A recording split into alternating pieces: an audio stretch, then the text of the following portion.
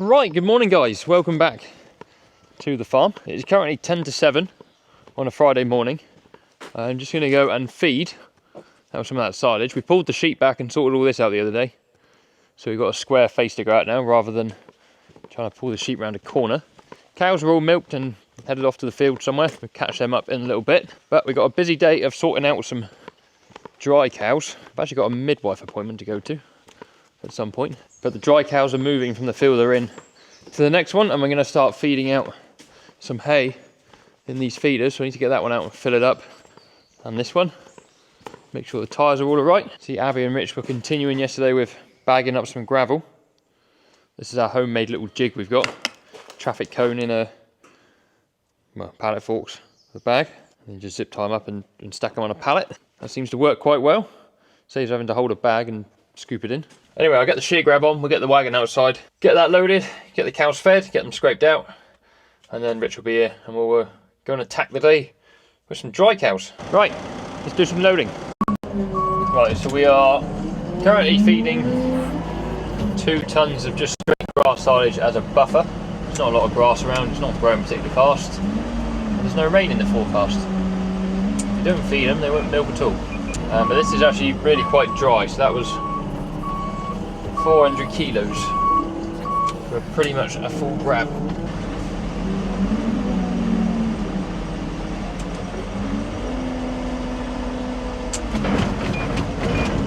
Because we're autumn calving, we don't suffer with the drought like spring calvers or all year round calvers would. So we're not trying to get fresh cows to milk at the moment.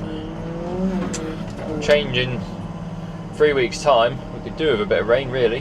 When those fresh cows start to come through, they need something good quality to eat, and you can make as good a silage as you want, but fresh grass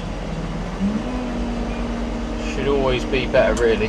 That is one of the things I find so interesting about farming, and I've said it before, but everyone's end goal is the same. If you're a dairy farmer, for example, you're just trying to produce milk, but everyone does it differently. Even within your chosen system, people still do things slightly different. Let's go feeding. So here it is, fed out. It is literally just our second cut grass silage. No idea on the quality because it has not been tested, and it won't be tested. Now I personally would love to know the quality of it, so I just find that interesting, but it's one of those things, isn't it? It's the silage you've made is the silage you've made. You've got to feed it. Do you really need to know the quality? We're not going to add anything to it. Anyway, you'll see in a minute, this is not a particularly fast process. Grass silage alone in a Keenan wagon is not overly good at coming out, especially when you've got a small quantity like we have. If you had it full, it would be different. But in the winter, when we have mainly maize, we're on like a 70% maize diet, that thing will chuck it out, no bother. It just falls out the side. But anyway, let's feed on. Now we're going to execute a 3-point turn.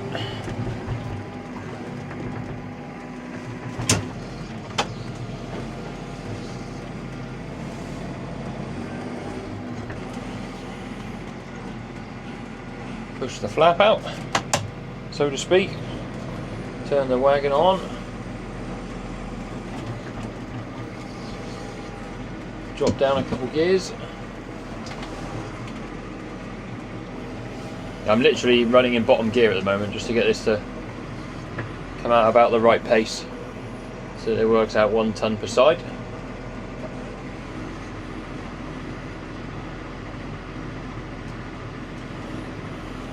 Lovely job. Just shut up some gates so we can scrape out in a minute. We've done a bit of investment back here. I don't know if I ever filmed this or not, but we got rid of the 4 really bent and rotten looking metal water troughs that were back here in the yard and replaced them with these 3 concrete ones. Now this one is overflowing ever so slightly, the corner, but that will be addressed ASAP. Yeah, doesn't that look smart? New bit of fencing behind as well, 4 bits of wire. The idea of the bottom 2 strands down there is to keep any wildlife at bay that may or may not be lurking around. Hopefully they're not. It's one of those things, how much can you possibly do to keep them away from your cows? Right, let's get on and finish feeding, get the scraping done, and then Rich will be here. He'll be wondering why I'm talking to myself again. Right, I'm sure last year we got 4 bales in each of these trailers. Got 3 in the first one there. New technique.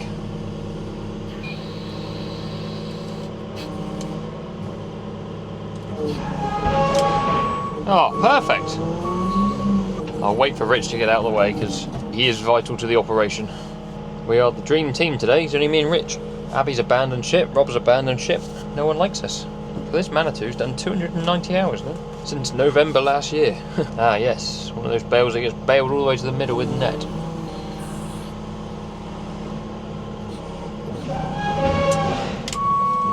What happened there? Oh, can't get the staff. We had squares as well last year, didn't we? Start with? We've had a few left from like Chris's from the year before. From the year before.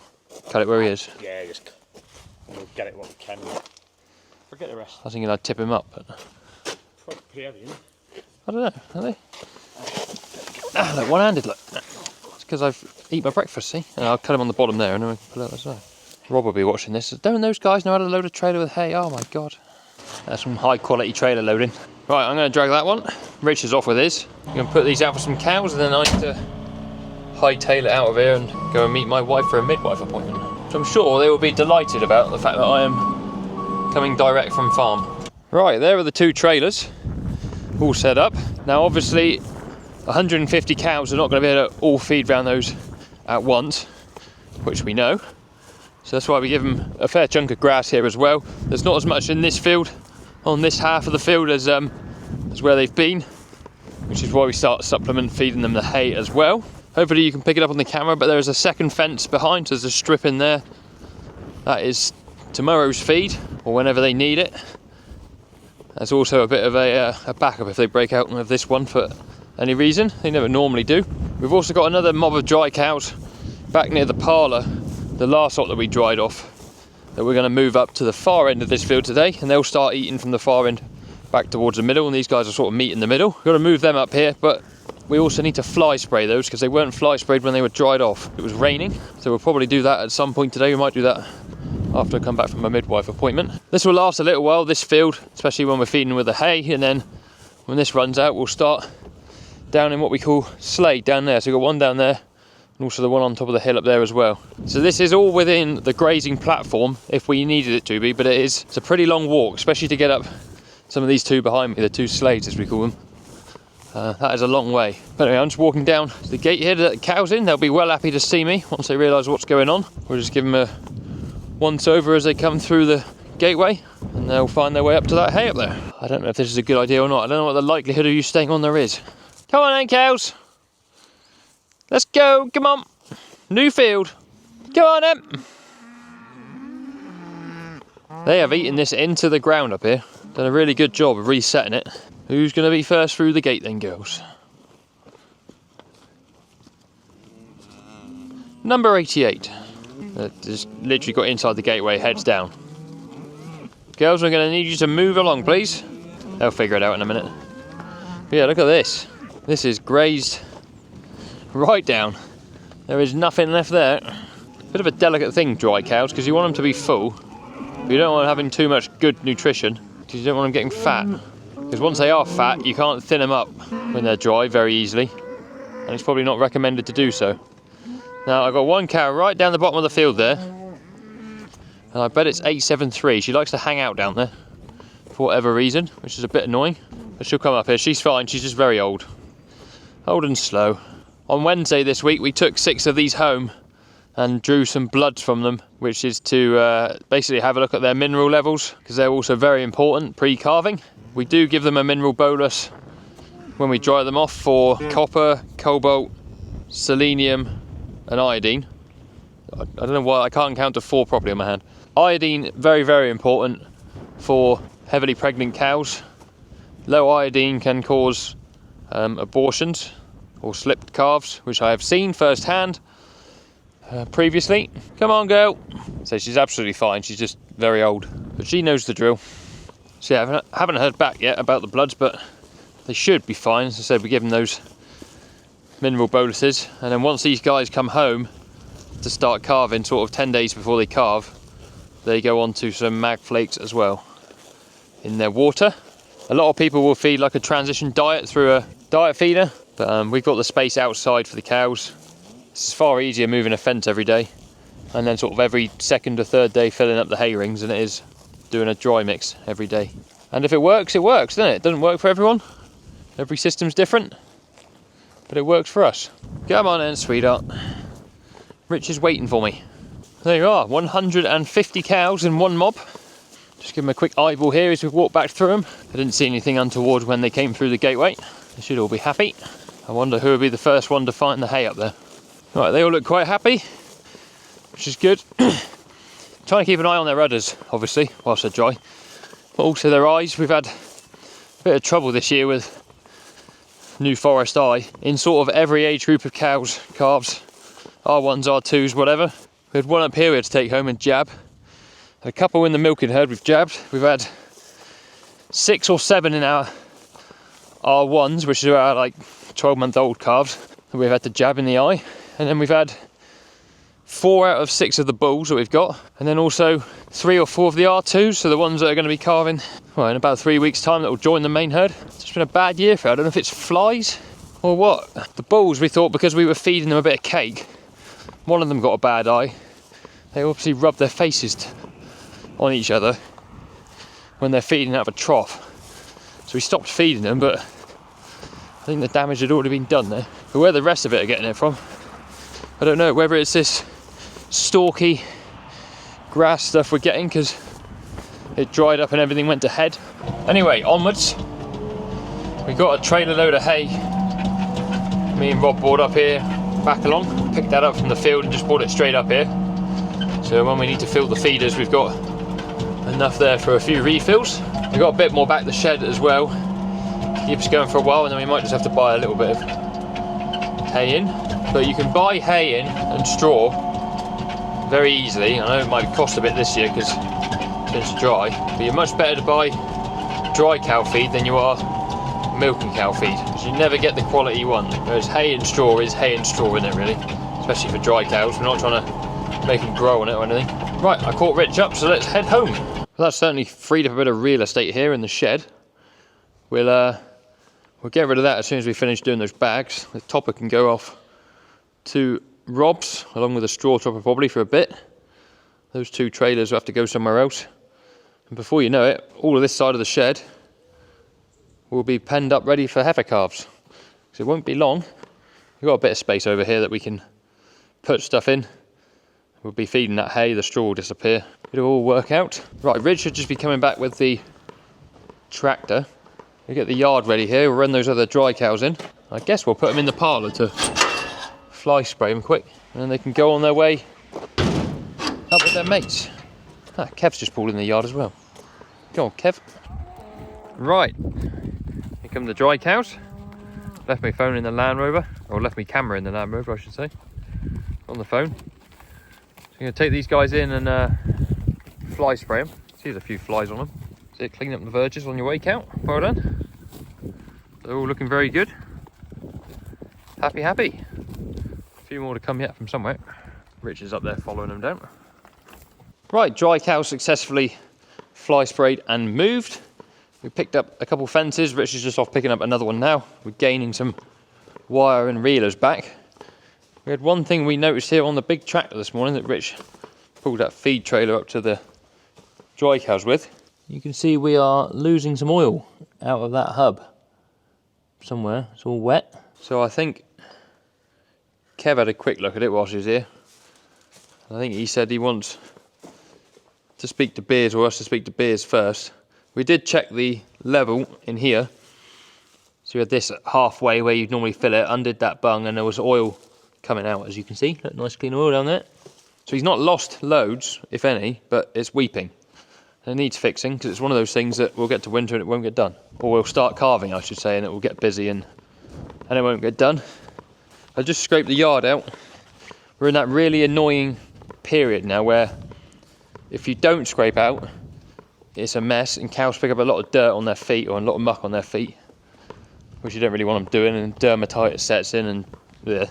But probably wearing out the yard scrape rubber more than I am moving muck.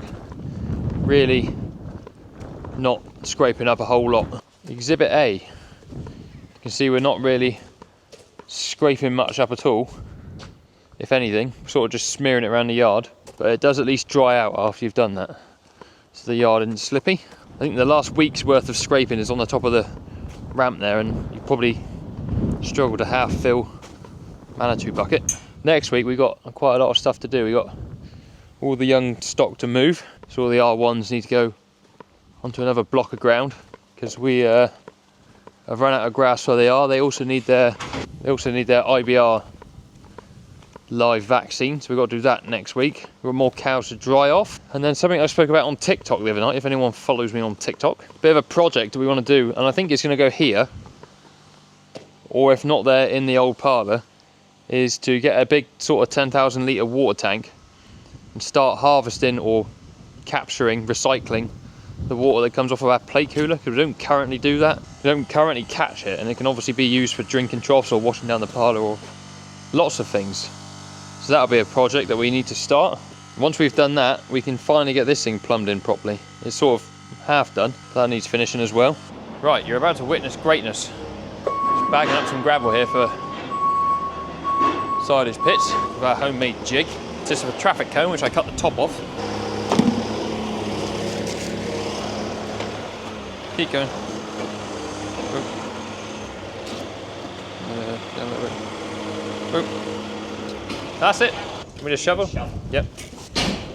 I am the shovel boy. God, that wind is windy. Different grade. There's going to be a bit of dust, right? Because I swept up the floor whilst you were gone. I'm topside the wind actually. So yeah. Okay. So it's only the first couple shovels. Looks like you know what you're doing. Just a little smidge more. Thank you. Oh no! Oh no! Not the time. What are you doing? That'll do. Yeah, enough. Oh, Have your cone, please. I guess I'll cable tie some. We've got dung spreaders here today, so every time they come back we've got to go and take the handle around. So we just stockpile all these bags and then cable tie them up and stack them whenever they've got the handler. We've got another pack there left to do. I think it's 50 in a pack. Got one bag of gravel left, so there'll be a little bit left over. But we are the boys. I'm aware this isn't the greatest content in the world, but this is what we're doing at the moment. We had to go and jab another eye this morning. We're having terrible luck with eyes. Hopefully going to bring you some content from somewhere else in the next week or so, maybe 2 weeks. So make sure you're subscribed, stay tuned for that. Right, Rob's off to put the bucket back on for the spreading team. We've just finished bagging up bags. We've used 3, nearly 4, there's probably about a third of a bag left of gravel. And I reckon that's 200 gravel bags we've done. Another pallet full over there. There's another pallet full somewhere else. I don't really know what's happened to that. Must be here somewhere. We'll cable tie the rest of those tomorrow morning or something. You're going to have some lunch now. But I think that'll probably do it for this video. I know they've been all over the shop the last couple. It's been filmed over about 6 different days, doing different jobs here, there and everywhere. Tomorrow we're hoping to go and vaccinate the youngest group of young stocks, so the R1s. We've got to do them with our IBR live, get them on that programme. So we're going to do those tomorrow, and we were going to finish doing that bagging tomorrow, but we've done that already because we are top team. So we'll have to find something else to do. I'll just show you quickly in here. He's got rid of all the sand. It'll be empty. Good. It will be empty. I have 2 empty pits. Ah yes, now it's on. Right, look at this. Is it on? Hey, hey, surprisingly, hey, the hey, compressors are going as normal. Oh yes. Just to add to that. But now I can have my own little party look. That's pretty cool. Yes, I've got a fancy new head torch. Pretty cool. Anyway, thanks for watching. Make sure you are subscribed, like the video, all that good stuff. Merch is at top of the description somewhere. And we'll see you on the next one for more farming related fun. Cheerio.